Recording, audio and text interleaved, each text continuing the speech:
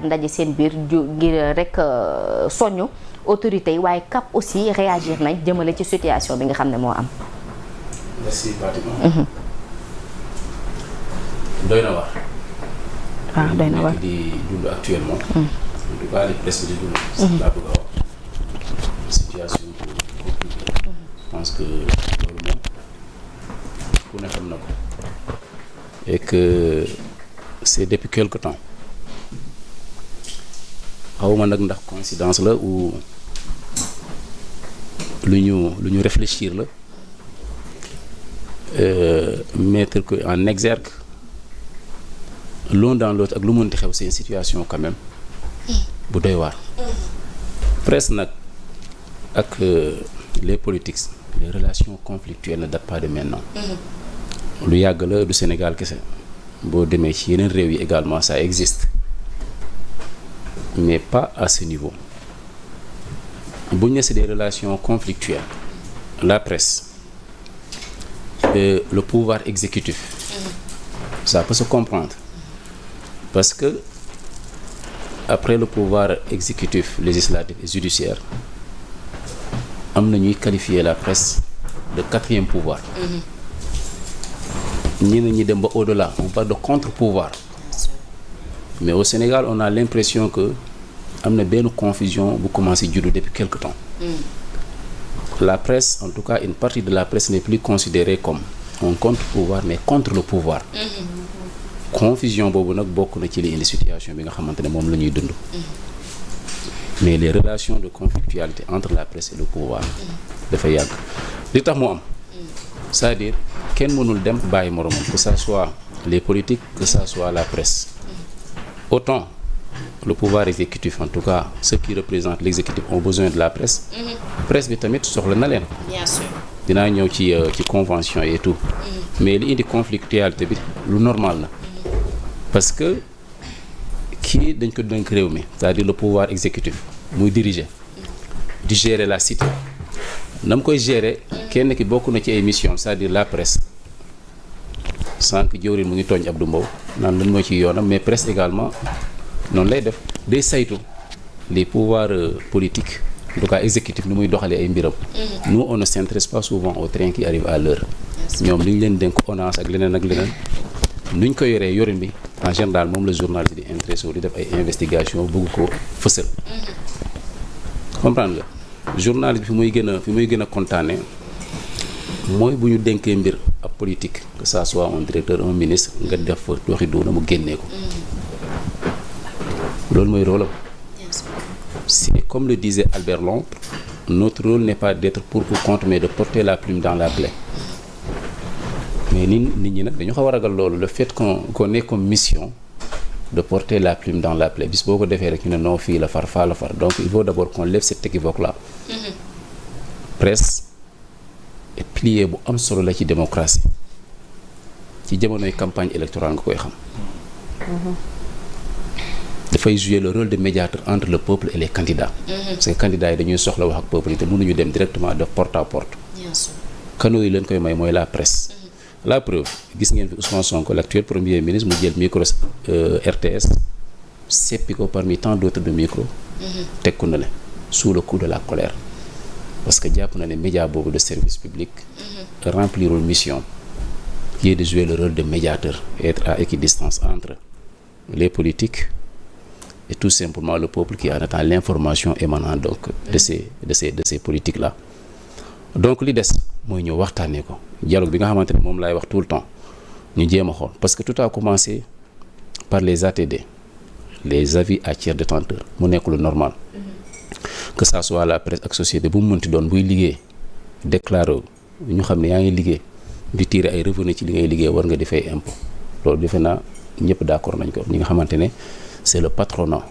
te comprendre nañ également procédure bi parce que procédure la boo xam ne ki koy déclencher mooy administration gis ne am nga ay dettes yoo xam ne war nga ko fay mu doon ay facture ak quoi que ce soit ñoom lu ñu mën a def du ñu ñëw ci yow directement yow mi nga xamante ne yow yaay débiteur bi mais dañuy dem ci banque bi nga xamante ne foofu la débiteur bi def ay mbiram ñu daal di leen di jox ce qu'on appelle un ATD yow tamit mi nga xamante ne yaa moom sa société am na lu la yoon may booy protester mën nga bind rapproché wu ñi nga xamante ne ñoom ñooy administration bi waxtaan ak ñoom ci nan ngeen di def ba am solution yaa xam nag da ngay fay dette bi yëpp wala nga ne lii laa mën a fay ñu defal la moratoire ça c'était bien mais là où le bas blesse c'est bu ñu demee ba suspendre de manière unilatérale une partie ou toutes les conventions qu'il y ait, n'est-ce pas, certaines structures de l'État, publiques ou parapubliques avec la presse. te presse ku ne xam ne ne lii ñuy def du moom mooy fay presse moom moo koy dundal dafa am ay conventions yoo xamante ne bokk na en grande partie ci li nga xamante ne moom mooy gérer les charges fixes les salaires et autres loolu nag bu ñu ko bëggee def de manière abrupte brutale sans concertation aucune ñu gis ay entreprises de presse di tëj 23 ans après ou 20 ans tout simplement stade sunu lampe on annonce également peut-être Vox Populi des fermetures imminentes yu ñëwaat loolu ça doit interpeller tout le monde je pense que kii di Ousmane Sonko le premier ministre parce que moom lañ man personnellement moom laa mën a citer parce que moom laa gisoon muy fustiger le comportement d'une certaine presse ba jël micro teg ko fee ne du moom moo war a faire subir la presse n'est-ce pas cette sorte de pression na dem wax ak ñoom comme bi coow li amee entre certains représentants de l'église pour ne pas généraliser dire l'église gis nañ ne yónnee na fa nit ñu jéem a xool nan la ñuy rapprocher les positions les pôles pour trouver une solution bii tamit ça nécessite qu'on discute qu'on se concerte le patronat mais les pouvoirs publics actuels loolu mooy li war a am réew mi noonu la war a bindoo il ne peut pas y avoir de démocratie à vrai dire sans une presse la pluralité des médias loolu mënul nekk donc réew boo mënti dem que ça soit ici comme en Occident presse yi dañuy am seen ligne éditoriale loolu defe naa du ñun ñooy toog fii di ko jàngal Ousmane Sonko wala Bassirou Diomaye Faye wala keneen ak keneen et c'est pas à l'État d'imposer n'est-ce pas une certaine presse des lignes éditoriales kenn ku ci ne da ngay xool lan mooy sa ligne éditoriale l'essentiel c'est de rester dans le factuel nous sommes dans un état de droit kenn waru fi diffamer kenn mais personne n'est obligé quand même d'avoir des œillères pour xool rek fii la exécutif bi bëgg a xooloo qu'on comprenne les choses ainsi il y a entre guillemets un quatrième pouvoir qui est le pouvoir qui est la presse qui joue un rôle de contre-pouvoir et non contre le pouvoir donc ces nouvelles autorités Ousmane Sonko ak Diomaye qui ne donnent pas l'impression d'être en conflit n'est-ce pas avec la presse ou une partie de la presse c'est là où se trouve le danger presse bi mission am loolu la yombul nag par rapport à tout pouvoir qui est là tout régime qui est là parce que ñoom dañuy fouiller cette mission d'investigation ne peut pas cesser c'est pas avec Ousmane Sonko ou Diomaye que ça va cesser ça a commencé avant eux daf leen di transcender continuer parce que loolu la ñuy xaar ci ñoom on ne s'intéresse pas au train qui arrive à l'heure bëri na li ñuy def ci lu baax loolu ñëpp xam nañ ko mais journaliste bu ne boo xëyee da ngay xool top mii ñu jox par exemple une telle direction nan la ko yore est-ce que yoreen bi normal na wala non bu normalé parfois il s'en passe mais buñ ci gisee loo xam ne ay dëng-dëng la ay rëkk-rëkk la dañ koy génne loolu nag c'est pas par méchanceté mais quand même dafa bokk ci seen responsabilité nu jox peuple bi information bi war mais dimbale waale ki nga xamante ne na mu yoree yëf yi normalul mu jéem a jooyanti jéem a xool defaraat toogaayam mais jéem a teg affaire bi également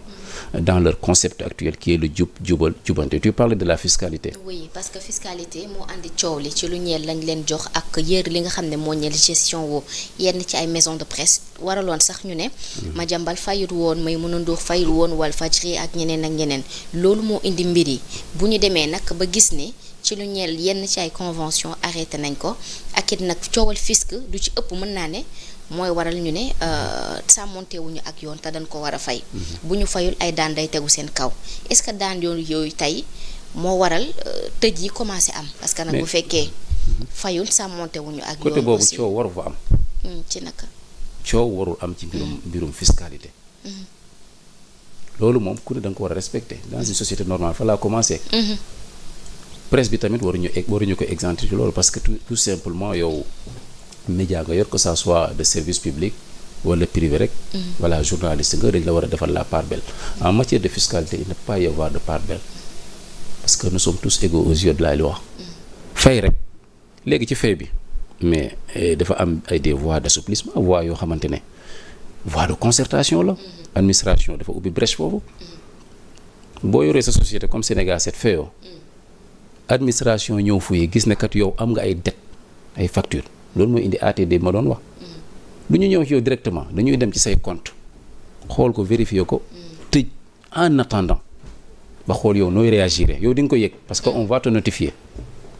boo ko yëgee nag ñu ne la yow am nga droit contester duñ la ne rek yow tant de millions wala tant de milliards nga war a fay rek automatiquement yow da nga war a fay wala ñu tëj non non tëj amagu fa dañu saisir say compte en attendant yow déglu la nga ñëw mun a bind contester ne lii ngeen ma wax day ne loolu laa war a fay d'accorduma ci bien sûr su ko defee nag lan mooy am su fekkee yow d'accord nga ne tu dois payer 10 millions nga bind ne d'accord naa dinaa ñëw seet si leen da ngay dem déplacement dem ci administration fiscale DGIP waxtaan ak ñoom ne mën naa fay ñu defal la main levée dindi ko say compte nga continuer di doxal mënuma ko 10 millions ngeen wax mais 2 laa mën a dugal échéance bi nii lay demee loolu yëpp dañ koy waxtaanee. donc gis nga ne ubbi nañ ay brèche mais ñàkk a fay bi moom loolu man du ma ko cautionné entreprise bu mu mënti doon boo xam ne déclaré nga ko di ci liggéey di am ay revenu am ay journaliers ay comment des encore ay employés di leen di fay da nga war a fay foofu coow waru fa am problème bi kay fi coow li ne mooy li nga xamante ne une majeure partie de la presse moom la ñuy dundee mooy les conventions là te mu nekk lu normal ñu jékki-jékki dagg ko sur la base de je sais pas quoi bu naree yàgg dina indi une situation où le pouvoir exécutif et la presse vont se regarder en chien de faïence te loolu baaxul ci réew ñoom ñaar ñëpp ay piliers démocratie surtout la presse pilier bu am solo la ci démocratie donc elle ne doit pas être inquiétée dans l'exercice de sa fonction que ça soit les médias qui ont bon disons-le comme ça qui sont plus ou moins favorables n'est-ce pas à l'activité du régime actuel et les médias qui sont défavorables à l'activité du régime actuel waruñ ci condamner kenn c'est des lignes éditoriales tout simplement pour moi le plus important c'est que dans l'exercice de la fonction ou bien tout simplement du métier de journaliste que les journalistes et que les rédactions n'est-ce pas axent tout ce qu'ils disent tout ce qu'ils font dans ce qu'on appelle le factuel tant qu'on est dans le factuel le reste pour moi importe peu mais la fiscalité qu'ils aillent payer ku mënul fay nga dem négociation am na imposé wu ñu kenn mais les conventions na ko Sonko ak Diomaye xoolaat dagg ko de manière abrupte alors que booy xool c'est un secret de polichinelle li ëpp ci ay conventions ay publicité mais les médias de service public l'ont raflé c'est ça la vérité donc ñi nekk ci privé bi ay ñoom Sénégal it ñoom dañuy taaba donc boo ñëwee dagg lépp on sait pas ce que tu es en train de fouiller léegi nag booy ubbiwaat noo koy ubbee est-ce que dina am transparence bi war ñen ñoo ciy jot mais loolu day indi cacophonie ci réew day indi cacophonie loolu nañ ci bàyyi xel. Zeyna nuyu nañ la bu baax a baax. noo yeewoo. toute belle. maa ngi lay fay. suba si tardé ma Adama Fall na bàyyi dex dama tardé damay nekk fee di coordonné xam nga